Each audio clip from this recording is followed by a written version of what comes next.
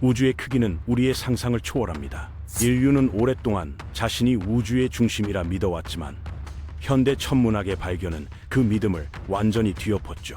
지구는 태양계의 작은 행성에 불과하며 태양계마저도 은하수 속 평범한 항성계 중 하나라는 사실이 밝혀졌습니다.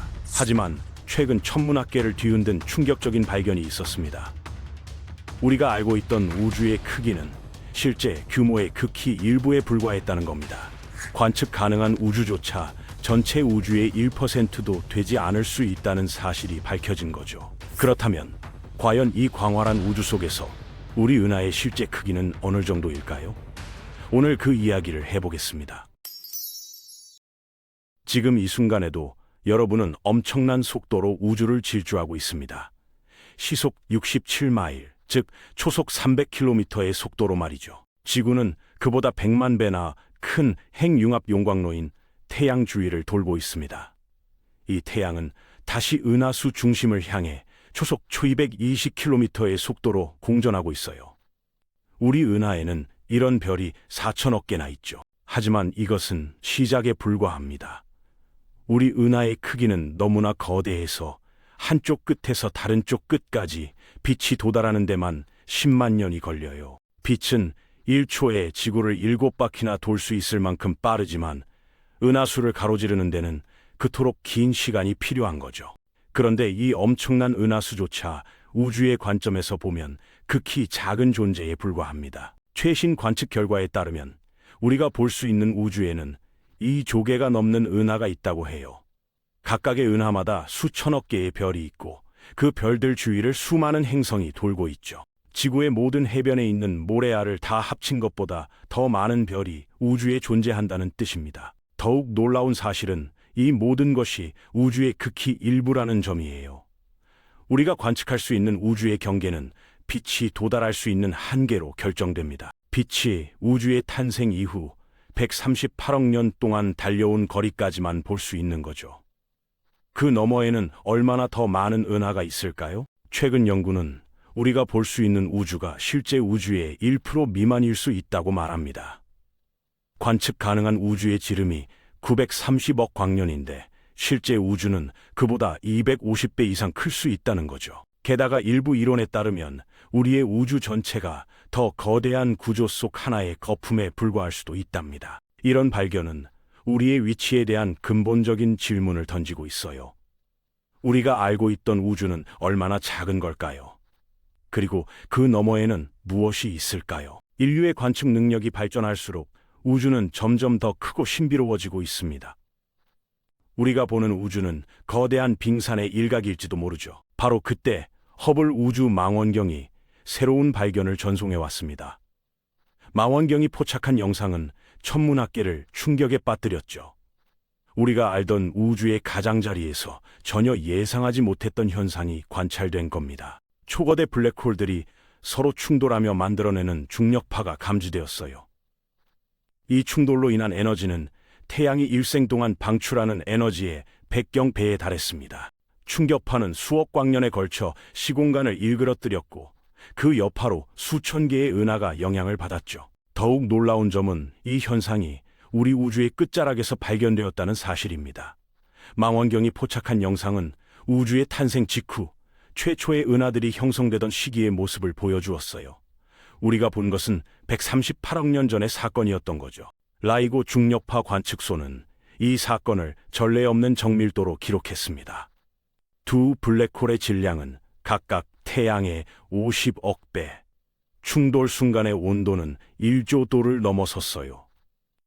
이런 규모의 우주적 격변은 지금까지 단 한 번도 관측된 적이 없었습니다. 한편 제임스 웹 우주망원경은 이 충돌 지점 주변에서 특이한 현상을 발견했습니다. 블랙홀 충돌로 인한 거대한 에너지가 주변 공간을 왜곡시켜 마치 렌즈처럼 작용하고 있었던 거죠. 이 중력 렌즈 효과를 통해 그동안 보이지 않았던 더 먼 우주의 모습이 드러났어요. 중력 렌즈를 통해 관측된 영역에서는 기존 물리 법칙으로는 설명할 수 없는 현상들이 발견되었습니다.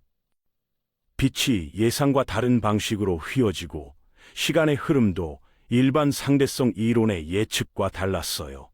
이는 우리가 알던 우주의 법칙이 저 멀리에서는 다르게 작동할 수 있다는 것을 암시했습니다. 천문학자들은 즉시 전 세계의 망원경을 이 지점으로 향했죠.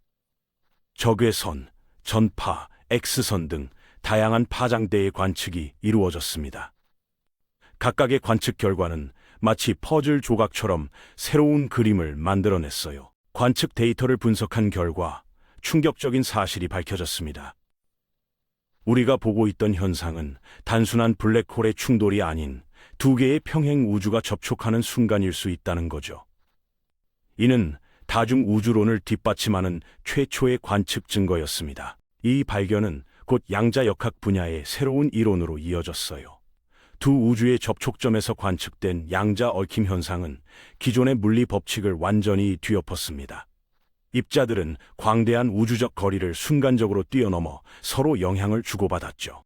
이 현상은 우주의 구조에 대한 새로운 이해를 요구했습니다. 마치 거대한 거품들이 서로 맞닿아 있는 듯한 구조가 제안되었어요. 각각의 거품은 하나의 우주를 나타내며 거품들이 접촉하는 지점에서 특이한 물리 현상이 발생한다는 겁니다. 돌연 모든 관측 장비가 새로운 신호를 포착했습니다. 두 우주가 만나는 지점에서 발생한 엄청난 에너지가 시공간을 뒤틀어 놓았죠. 이 왜곡된 공간을 통해 전혀 다른 물리 법칙이 지배하는 영역이 모습을 드러냈습니다. 제임스 웹 망원경이 포착한 영상은 천문학자들의 예상을 완전히 빗나갔어요. 시공간 왜곡 너머로 보이는 우주에서는 빛이 곡선이 아닌 직선으로 움직였고 중력은 반발력처럼 작용했습니다. 심지어 시간의 흐름도 반대 방향이었죠. 라이고 중력파 관측소는 전례 없는 진동 패턴을 기록했습니다. 기존의 블랙홀 충돌에서 나타나는 나선형 패턴이 아닌 마치 프랙탈 구조처럼 끝없이 반복되는 기하학적 문의였어요. 이는 두 우주의 기본 구조가 서로 다르다는 결정적인 증거가 되었습니다. 72시간 뒤 더욱 놀라운 현상이 관측됐어요. 왜곡된 공간을 통해 미지의 신호가 흘러들어왔습니다. 이 신호는 어떤 알려진 통신 방식과도 달랐죠. 마치 양자 상태 자체를 정보 전달의 매개체로 사용하는 듯했어요. 과학자들은 즉시 신호 해독에 착수했습니다. 복잡한 수학적 패턴을 분석한 결과 이것이 단순한 자연 현상이 아닌 인공적인 메시지라는 사실이 밝혀졌어요. 다른 우주의 문명이 보낸 첫 통신이었던 거죠. 메시지의 내용은 충격적이었습니다. 그들의 우주는 우리와 정반대의 물리 법칙으로 작동하고 있었어요. 물질과 반물질이 뒤바뀌어 있었고 엔트로피는 감소하는 방향으로 진행됐죠. 그들에게 우리 우주는 완전히 이해할 수 없는 혼돈 그 자체였습니다. 통신이 계속되면서 더 놀라운 사실들이 드러났어요. 그들의 문명은 이미 수조 년의 역사를 가지고 있었고 수백만 개의 우주를 연결하는 네트워크를 구축했다고 합니다. 우리가 발견한 접촉점은 그들이 만든 수많은 우주 간 통로 중 하나였던 거죠. 한편 접촉점 주변에서는 이상한 현상이 계속해서 발생했습니다. 두 우주의 법칙이 충돌하면서 완전히 새로운 형태의 물질이 생성됐어요. 이 미지의 물질은 중력을 무시하고 시간의 흐름도 따르지 않았죠. 과학자들은 이를 초물질이라 명명했습니다. 초물질의 출현은 곧 예상치 못한 문제를 일으켰어요. 이 물질이 접촉하는 모든 것을 미지의 상태로 변화시키기 시작한 거죠. 마치 우리 우주의 법칙을 다른 차원의 규칙으로 재정의하는 것 같았습니다. 천문학자들은 급히 대책 회의를 소집했어요. 초물질의 확산 속도를 계산해 보니 약 30일 내에 우리 은하수에 도달할 것으로 예측됐죠. 인류 문명의 존속 여부가 걸린 시간이 시작된 겁니다. 다행히 다른 우주의 문명은 이 문제에 대한 해결책을 제시했어요. 그들은 이미 수없이 많은 우주 간 충돌을 경험했고 그때마다 안전장치를 만들어 왔다고 합니다.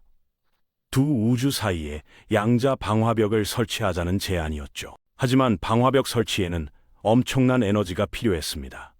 태양계 전체 질량을 변환해도 부족할 정도였어요. 더구나 설치 과정에서 예측할 수 없는 부작용이 발생할 가능성도 있었죠. 과학자들은 곧 놀라운 대안을 발견했습니다.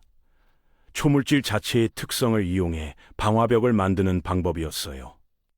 두 우주의 법칙이 충돌하는 지점에서 발생하는 에너지를 재활용하면 추가 비용 없이 안전장치를 구축할 수 있었죠. 작업은 즉시 시작됐습니다. 전 세계의 입자 가속기가 총동원됐고 양자 컴퓨터들은 24시간 풀가동됐어요. 인류 역사상 가장 큰 규모의 과학 프로젝트가 시작된 겁니다. 양자 방화벽 구축 작업은 예상보다 훨씬 복잡했습니다. 초물질의 확산 속도가 가속화되면서 과학자들은 24시간 맞교대 근무에 들어갔어요. 전 세계 연구소가 하나의 통제센터로 연결되어 실시간으로 데이터를 공유하고 분석했죠. 작업 개시 15일 차, 첫 번째 돌파구가 열렸습니다. 초물질이 만드는 양자 교란 패턴에서 일정한 주기성이 발견된 거예요. 이를 활용하면 방화벽의 안정성을 대폭 높일 수 있었죠. 마치 파도의 리듬을 읽고 방파제를 설계하는 것과 같았습니다. 하지만 곧 예상치 못한 문제가 발생했어요. 방화벽 구축 과정에서 발생하는 양자 교란이 지구의 자기장에 영향을 미치기 시작한 겁니다. 북극과 남극의 오로라가 전례 없는 패턴을 그리기 시작했고 전자기기들이 오작동을 일으켰죠. 다행히 다른 우주의 문명이 해결책을 제시했습니다. 그들은 지구의 자기장을 방화벽의 일부로 활용하는 방법을 알려줬어요. 자연의 힘을 거스르지 않고 활용하는 방식이었죠. 이를 통해 작업 효율은 3배 이상 높아졌습니다. 마침내 D-1, 방화벽이 완성되어 갈 무렵 과학자들은 놀라운 사실을 발견했어요. 두 우주의 접점에서 발생하는 현상이 빅뱅의 순간과 놀랍도록 유사했던 겁니다. 우리는 우주 탄생의 비밀을 직접 목격하고 있었죠. 이 프로젝트는 인류에게 깊은 교훈을 남겼습니다. 우리가 알던 물리 법칙은 진실의 일부에 불과했어요.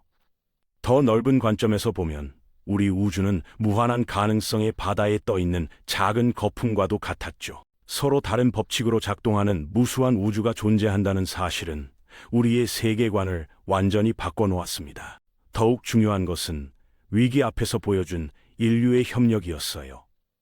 국경과 이념의 벽을 넘어 하나가 된 인류는 불가능해 보였던 과제를 해결해냈습니다. 다른 우주의 존재들과의 만남은 우리가 얼마나 작은 존재인지를 깨닫게 해주는 동시에 무한한 성장 가능성을 보여주었죠.